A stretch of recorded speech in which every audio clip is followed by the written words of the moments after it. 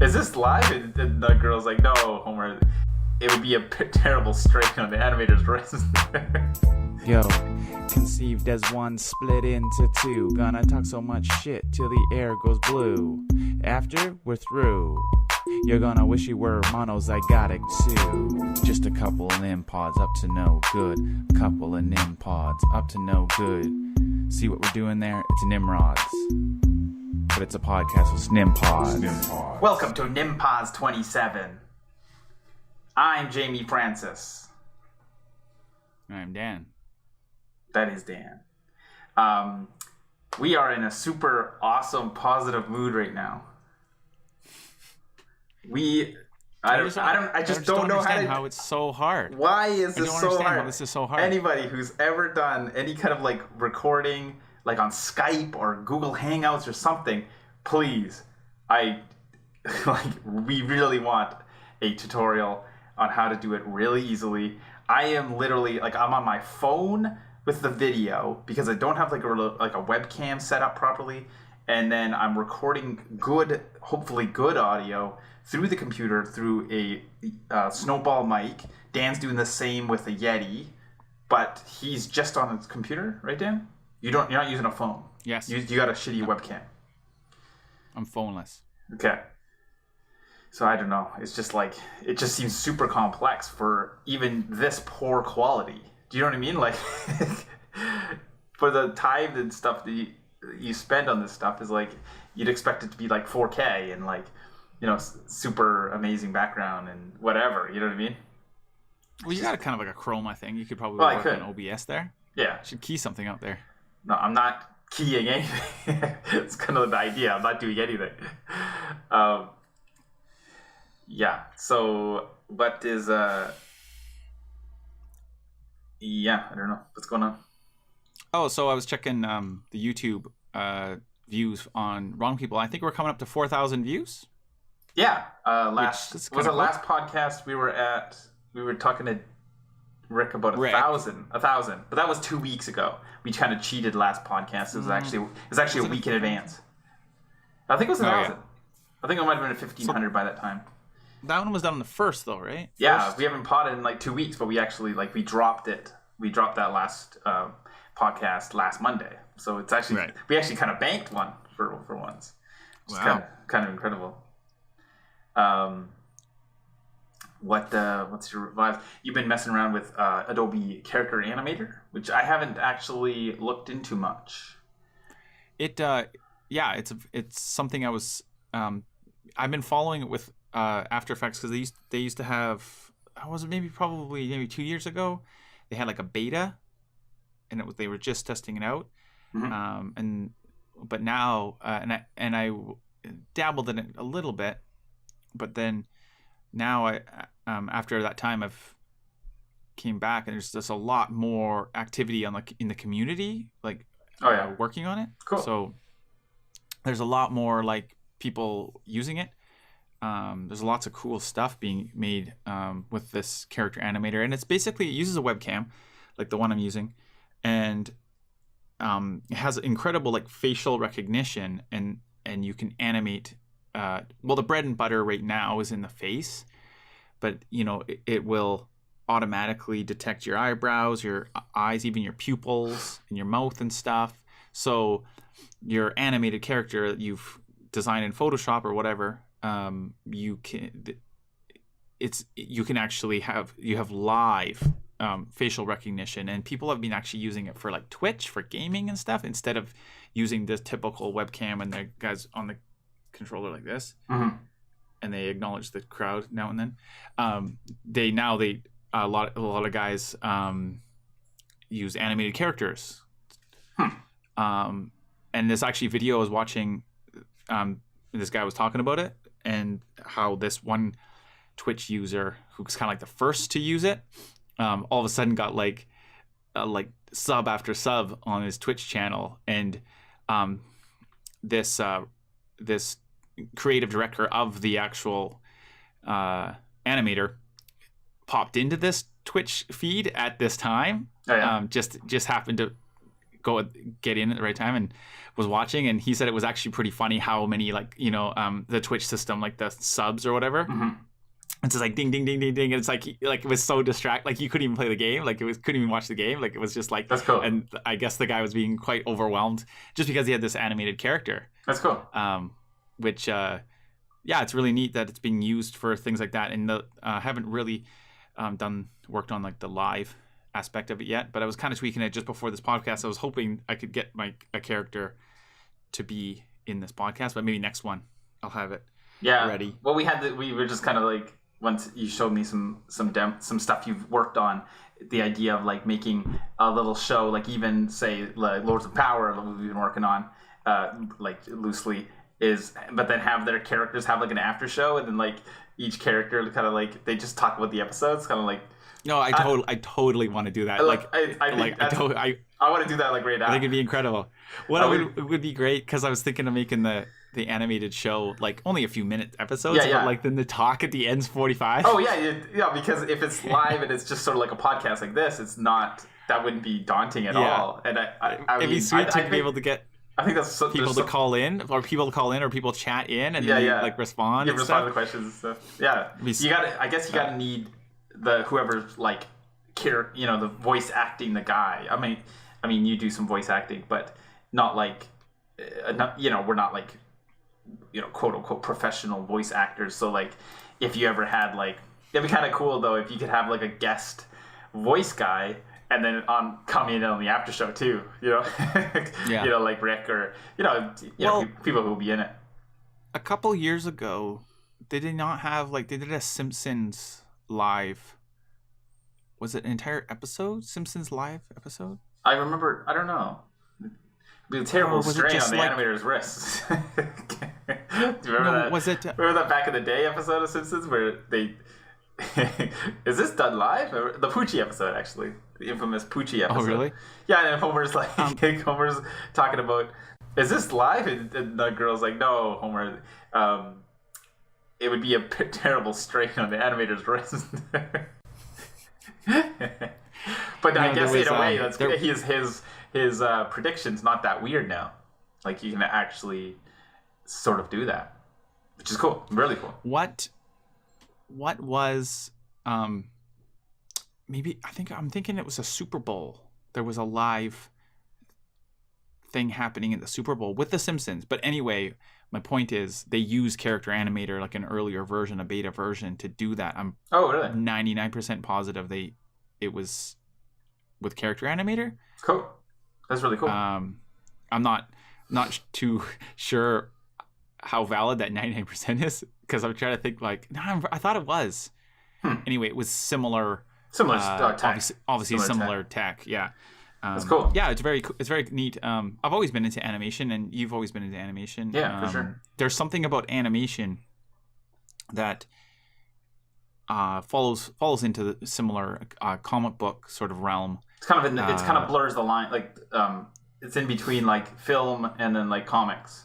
It's kind of like our love for animation. Yeah, and what I do like about comics and animation is you literally can do anything. Like you're not limited by, like if you make an animation with 300 explosions, it doesn't move your budget up in any way. Yeah, exactly. In a lot of ways, it's actually a lot cheaper because you just do a couple explosions and you loop and stuff. And there's a lot of cheating and stuff. Yeah. I'm actually really interested in the cheating aspect, because I was watching a He-Man that toy documentary on Netflix.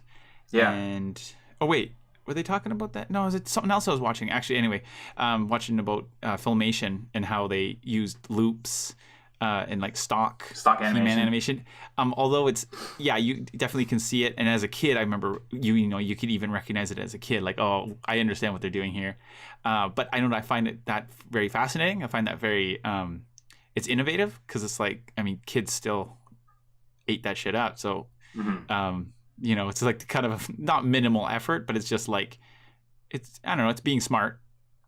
Totally. And they can crank out these episodes too. If you use a lot of stock, you can crank out episodes, and so then the kids are able to, get new content all the time. All the time. Yeah, for sure. No, I watched a Filmation documentary. I didn't really know. I knew the name and stuff, but I didn't really know exactly what the behind the scenes. Obviously, it was interesting. It was a good documentary. Yeah.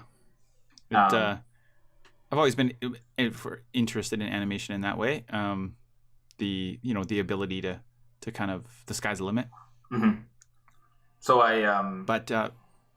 what have you been doing? Oh, I did I'm trying a thing on Amazon Germany. So I had an issue with the wrong people putting it on Amazon and not being able to have it available in Germany and Japan, I believe.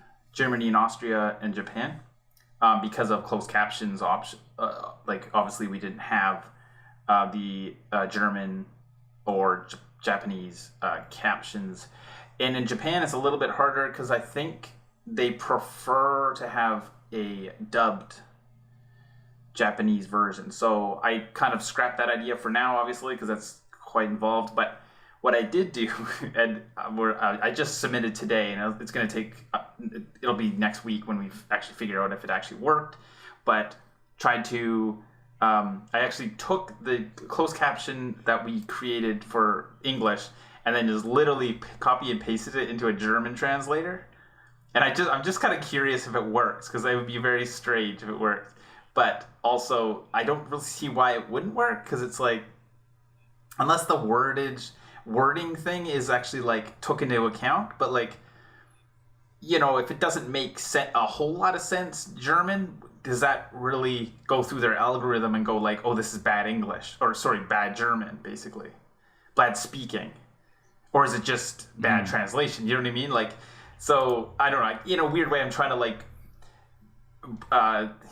cheat the algorithm in a way, and it'd be really. I've become really curious if it works, because I'd actually feel a little bad if it worked and it didn't really make a lot of sense. But I mean, it is a very visual movie. It's not really. There's dialogue, but it's like, I think people could follow it without necessarily fully everything making a lot of sense. I don't know. It's a hard one. Yeah. And I don't know. It'd be cool to send it to Dom. Oh yeah, Dom. And he'd laugh at the closed captions. But maybe he'll help us. Maybe fix it. We know a guy from Germany, and he was in a few of our original movies back in the day. Couple little shorts and stuff. And yeah. You uploaded the Cabin Fever. Movie. Actually, yeah. On for our archive this week, we put out a 2003 epic horror. It makes no sense. I don't understand. It's a supernatural virus. Yeah, supernatural virus. The case. I love the lines. So why couldn't it just be gas or something? I don't know. It's got to be supernatural. Like they're gonna risk it. You really show run that short. I remember you were actually a camera operator, and I remember the style that we did was we found this cabin, not a cabin, it's like a little tiny little nook thing, almost like a greenhouse in a way, kind of old school, and it was cleaned out. So Spence, our buddy, it was on his property, and so we just were like, you know what, let's just wing it. You guys are two robbers, and you have like a briefcase, and then we just seriously just it was completely ad-libbed improv, and you were to the improv. It's funny, you see the short and it actually kind of looks like something in a way, but I had to cut out so much stuff of Dan just yelling, going now it's the briefcase is opening and there's a supernatural evil in it, and then literally the lines that the cops say is just Dan behind the camera, and I just tried to echo it enough to make it sound like it's not totally just from behind the camera, but that's why there's even parts where I kept it in and I didn't want to re-record it, but it was where you kind of laugh about it, you're it's a supernatural virus, and you will suffer amazing deaths. I love that line. You suffer amazing deaths. Well, but in what way? It's really weird. In retrospect, though, to me, it's it seems very very dangerous to kind of let loose a supernatural virus. But it's also a bait briefcase. Yeah, why couldn't was that they just actually run with the bait briefcase idea? Or why couldn't they just be that they stole a briefcase that had some kind of supernatural object in it that fucked them up. Like, I don't understand. I just Well, I kind of see it as like weird kind of like, I mean, it's not really shown or anything, but like this weird kind of dystopian sort of like apocalyptic future where it's, you know, this shit happens all the time. Where everyone's Reservoir Dogs gangsters. Yeah, but it's also like, it, you know, that's not like a supernatural virus is very like common. You know, it's like, you know, like it's very bizarre. I don't know. There's something about the short that I've always sort of liked the idea around it. Like, I think, I don't know. I have entertained. It makes some sense. I have entertained the idea of like taking the kind of like the, what is it, I guess the shell of the idea and turning it into something better, obviously. But like the, you know, obviously the supernatural virus has to be like worked on and like what it is exactly. But like, you know, you look at like Evil Dead and stuff, like what is the thing? It's like an incantation. Like, I don't know. It's like yeah, no, that's what I mean. That's what, like, it would be fine if they just stole a case that happened to have like some kind of like very expensive but very dangerous supernatural object in it or whatever. Yeah. And the cops could come to the cabin like they did while we just hear them outside. Well, so they shoot Spence, apparently. He goes out there and he just gets shot. It's really weird. Well, he doesn't put his hands up or something. It's just kind of like, yeah. And then so like that could be the story. It didn't have to be this bait briefcase that just happened to have the bait briefcase. The police or whatever, the FBI, put in this supernatural virus. Just be like, oh, let's try this out. Like it. Yeah. It doesn't really make a lot of sense. I'm not saying that it doesn't make sense, or does make sense. But anyway, yeah. A lot of our stuff doesn't make any sense. I had a lot of fun with editing that, though. I actually did an interesting, I don't know if you noticed it really, but like I actually converted, I had this old idea of like, you know how you struggled with like interlaced footage back in the day, and just to get to the idea of like it not looking like crap. Beyond that, how do you do that? You tried to make. I just assumed it was. You tried to make it 24p. That would be like, oh my god, like 24p was a huge thing, right? Like 24 frames a second, and like, but any of these cameras, really, when you think about it and really break down like what's happening and kind of geek out a little bit, you can turn these things into 24 frames like fairly easily. And I remember reading a thing years ago about back in when the interlace days, like when that was a struggle, that nobody would really explain it properly, but it would be, do you shoot in 60i like interlaced, or do you try to do like something else? And or like say like the trick back in the day too was like shoot a really slow shutter so you get that, at least you get that flicker. But anyway, I've had this technique that I just really haven't put to use because, like, you know, you don't work with de-interlaced footage much anymore in 2018. But I did. It's not a struggle. It's not the struggle anymore. No, it's not a struggle at all. But like, I easily converted it to 24p. So that movie is in 24p. That's why it actually kind of looks pretty good. I didn't even notice interlace or anything because I wasn't looking for it because it's just so not an issue anymore. No, you just don't think about it. But what a nightmare that was. Interlaced. Yeah. Kids won't know. I actually recorded me doing it, so I might make it like this weird goofy tutorial. It's like a tutorial that you don't need anymore. You don't need. But I was thinking like maybe. Well, you do need if you have old footage. Like, we have lots of old footage. If you have old footage, it would be a useful tutorial. So maybe I will throw that up. I don't know. Why not? I think it's really it's amazing how big a deal that was. Yeah, because it was a very big issue. But it's kind of cool, like to look back now that you can actually. I mean, you could have took our high 8 footage and make it 24 frames. Yeah, and 24 actually like end up being like it's a good denomination. Like it's not just because you can do it. You can't necessarily just do 25 frames a second. 24 actually works out better, like pretty good. I mean, you could do 30, of course, sure, right? It's pretty interesting. I mean, wow, that was really rambly, nerdy talk there. But what's up? What's future? I mean, I'm getting really stoked about like the idea of like doing this. You know, well, at first it started as a movie in a month, but you kind of want to one up our buddy Forrest Stevens.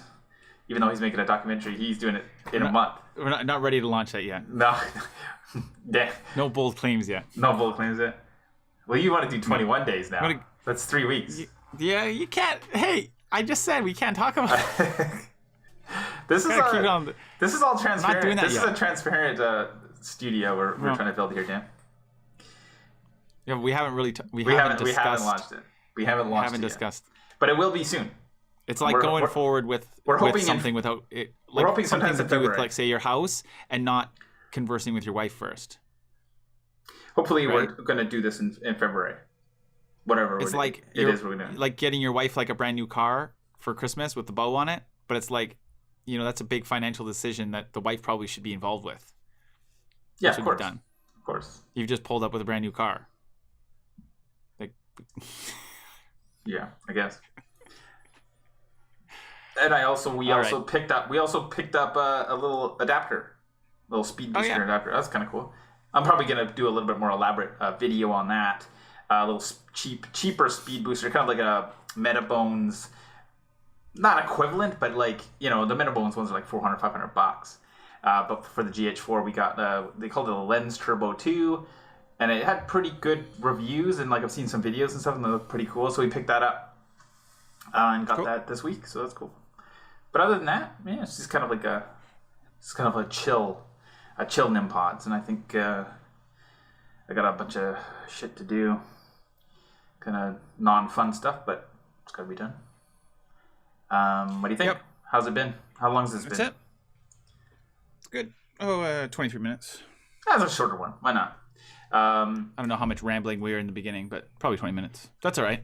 There's not really a ton to disclose at the moment. Like, it's not really much. No, I like going on. I like the character animator work you're doing on. Overall, what do you think about that in the Lords of Power kind of idea? And then now I can see you doing a little bit more like maybe just elaborate a little bit more on this character. You've had this character for a while. Oh well, I'm just working currently right now. I'm just working on this character, Gus Ackred, who's kind of like a grasshopper man. And but he's just like a test guy, really. Yeah. I do want to, for the Lords of Power, I want to kind of incorporate the character animator with the face stuff. Oh yeah. But like still use the rotoscope sort of look too. Cool. Yeah, because I was wondering because I want to use it kind of. I want to use all of it. Like I think, put it all together. I think it would add a cool little dynamic if it was like a little of everything. It just for sure. Kind of like a stew of like animation. But no real animation. Oh, hell no. Real animation's for suckers. No, I'm just kidding. I just don't have it. No, real animation is for the true talented people. Yeah, exactly. All right, that's a good send-off.